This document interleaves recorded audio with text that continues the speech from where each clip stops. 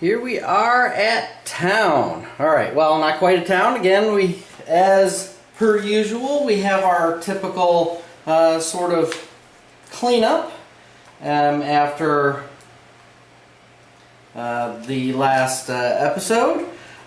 Joseph has he gets his reward for completing the mission is 50 experience points. However, the person was not rescued, so he does not gain any money, unfortunately. And then we need to check Darkstone for his Darkstone grip items. So there's one corruption. Or sorry, one corruption hit, and he does fail. So he does get a corruption, which he will need to remove. And, well, I guess that's it for the end of adventure stuff. So, in town, in the nearby town, I think Joseph kind of wants to do his typical deal first. The Frontier Outpost to get some money. Then the blacksmith to get his Darkstone bullets. He does have 3 pieces of Darkstone he picked up last adventure. And then the doctor's office for the injection, and he needs to replace the herbs that he bought. He did get a little bit of money last session, so that's pretty good. He also wants to sell this repeating holdout pistol for $350. So, I guess we start with day 1 at the Frontier Outpost. Let's see if this time it goes better than it did last time. He gets a 9. I think that's better. Darkstone shortage. He can sell Darkstone shards for D6 times 50 each today. Well, I don't think he wants to sell any of his Darkstone. He needs to keep them and bank them up. So, first thing he wants to do, he could get dynamite. That's the only thing he can get here. Really interesting. So, I guess all he's going to do is hold up the bank. Holding up the bank. So, 5 dice. This is agility. Oh, I almost forgot. He does have 2 grit. Holding up the bank. 5 dice. Need a bunch of 5s. Ooh, that will work. And I am going to use a grit to re-roll these 2, obviously, because especially since they're 1s. Excellent. Look at that. So this one has a lot. And I think since I've got some Darkstone from last session, I think I'm going to take it all in money this time. Alright, so he's going to get $50 for each, D6 times 50 for each of these. Ooh, that's pretty good. So, 200 and 250, sorry, 300. That's right, every 2 is 100. So, what did I say? 200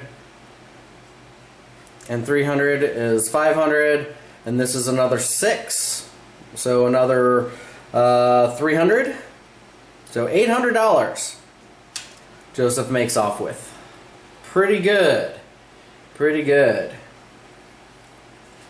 And that will ease his financial burdens considerably, I think, although we'll see how much he has to spend at the end of each day. So Joseph, end of day. Is there a town event? There is not. And then, is he recognized? And how much does he have to pay for that? He is recognized twice, so he's going to pay 100 to stay in town. Okay. Day 2. Going to the blacksmith. And we're gonna get Darkstone bullets. Alright. Enough of that. So, let's see what happens at the blacksmith. Up there for Joseph. A 12. Unique forging. Recognize your virtue as a hunter. The blacksmith pulls out an old-looking piece of parchment from a chest. He tells you that he's been waiting for the chosen hero to come through town, and he believes you to be that one. The ancient rune depicted on the parchment is unique and powerful, but also dangerous. If you're willing, he will forge it onto one of your items for no charge. Choose an item with an empty upgrade slot. That upgrade slot is filled, and the item now is the following: free attack once per adventure, do d6 damage to every adjacent enemy, ignoring defense. Whoa! Alright. What does Joseph have that has a slot? The buckle! His silver buckle that he's not going to ever get rid of. Yeah, there's the bandolier, but potentially, I would hate to have it get rid of, but now that buckle, his silver buckle, that makes sense. His silver buckle, he's going to get that rune engraved on his silver buckle. I'll have to make a new card for that. Excellent. Wow, this day has gone well. He is the chosen one. Alright, Joseph, here at the blacksmith, all he's doing was coming in to buy some Darkstone bullets. He stayed a little bit later in the day than he expected because, well, somebody, excuse me, the blacksmith wanted to carve a rune onto his silver buckle. Alright, and that will use up one of his Darkstones. Not much else he can do here. Doesn't have enough Darkstone to do anything else. So there you go. Quick and easy day 2. So is there a town event? There is a town event though. So let's see what happens. It's an 8. Spreading fear. One random town location closes up shop and may not be visited. Campsite dissipates and hotel doubles. Alright, and the shop is a 6. Which is the general store. General store is closed. Now, that's not too bad. That's not too bad. And now we have to see if Joseph is recognized. He is for 150. So that 800 he grabbed from the bank is going pretty quickly. That's 250 of the 800 that he made, but he's still showing a profit. So that is the important thing.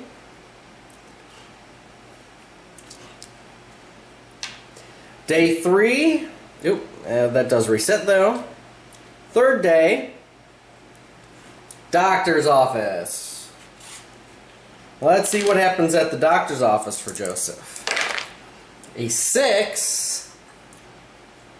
Nothing unusual. Nothing unusual there. Alright. I can't remember whether Joseph had his concussion actually fixed or not. I have not made a card. I'll have to go back and go back and look. Well, he's gonna treat his one corruption that he got. So we know that for sure.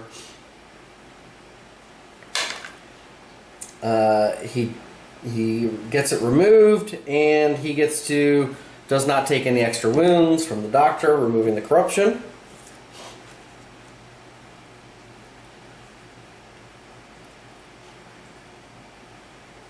And while he's here, he's going to pick up some healing herbs. Actually, he's going to take 2 of them,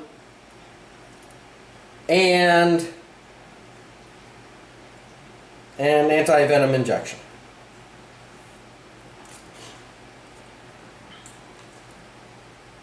Alright, and that was it for the day. I'm not going to worry about the concussion since I honestly just thought about it and can't recall whether he had successfully gotten rid of it before. I know he had tried a couple times and failed, but anyway. So I won't worry about it. It's not going to be a commonplace thing for me to particularly worry about. So if he doesn't get rid of it right away, he doesn't get rid of it right away. So, let's see if there's an event. There is another town event. Wow. Alright. It is a 12. Rotten from within. It's become clear that the officials running this town are twisted and tainted by their greed and the very dark stone they have been hoarding. When they see something they want, they take it. Roll a random hero to be singled out by the corrupt sheriff. Well, there's only him. That hero must either hand over a peril dice worth of Darkstone or one item with a Darkstone icon to pay off the lawman and his mutated gang of thugs. If you have neither, they open fire on you and you must escape town, taking 2d6 wounds, ignoring defense, and your town stay is over. Well, this is the end of his town stay. How much Darkstone? Actually, I don't have a peril dice worth of Darkstone. 5. I do not have 5 Darkstone. I am not going to give an item with a Darkstone icon since I only have the 2 guns that have the Darkstone icon. So, he's going to take 2d6 wounds. So he takes 9 wounds. Now, I do get armor saves on these, because it ignores defense, does not ignore armor. Ouch,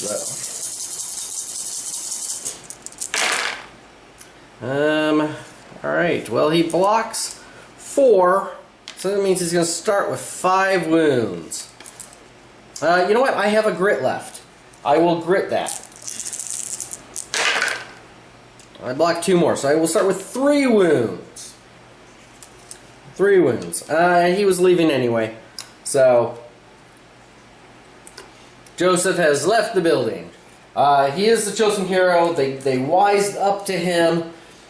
Considering, you know, it's almost kind of like a story. You know, you've got the corrupt officials, and the blacksmith's been hiding a secret, and you know, he gives it to the hero. You know, gives him this thing.